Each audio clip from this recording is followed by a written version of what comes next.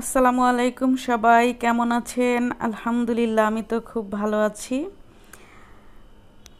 এই যে দেখতে পাচ্ছেন, এই ফুল গাছটা পর্তুলিকা ফুল গাছ।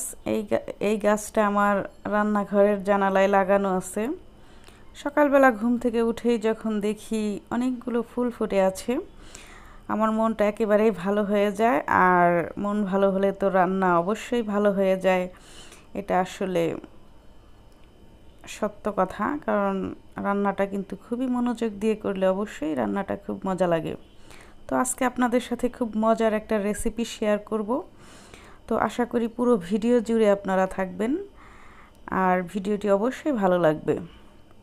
তো আজকে আমি বেগুন দিয়ে কাচকি মাছ ভাজি করব। এই যে দেখতে পাচ্ছেন, এখানে আমি মোটামুটি বড় সাইজের কাচকি মাছ নিয়েছি। এটা একেবারে ছোটও না, আবার খুব বেশি বড় তাও না, মোটামুটি বড় আর কি। এই মাছ দিয়েই আমি বেগুন ভাজি করব। এই যে দেখতে পাচ্ছেন, বেগুনগুলো আমি কিভাবে কেটে নিয়েছি, একদম লম্বা লম্বা করে। আর বেগুনটা কিন্তু অবশ্যই কচি হতে হবে, তাহলে এই ভাজিটা খেতে অনেক বেশি টেস্ট লাগে। অল্প মশলা দিয়েও আসলে এত মজার একটা খাবার বানানো যায়, আসলে কল্পনা করা যায় না। আমি খেয়ে অনেক মজা পাইছি, তাই আপনাদের সাথেও শেয়ার করছি। তো বেগুন নিয়ে নিলাম, তার সাথে সাথে মাছও নিয়ে নিলাম। কাচকি মাছগুলো খুব ভালো করে আমি পেট ছাড়িয়ে এগুলোকে ধুয়ে নিয়েছি। আর দিয়ে দিলাম কাঁচামরিচ, পেঁয়াজ কুচি দিয়ে দিচ্ছি। অনেকগুলো পেঁয়াজ দেওয়ার চেষ্টা করবেন, এতে করে খেতে অনেক বেশি টেস্ট হয়। হলুদের গুঁড়ো দিয়ে দিলাম, লবণ দিয়ে দিলাম, সরিষার তেল দিয়ে দিলাম,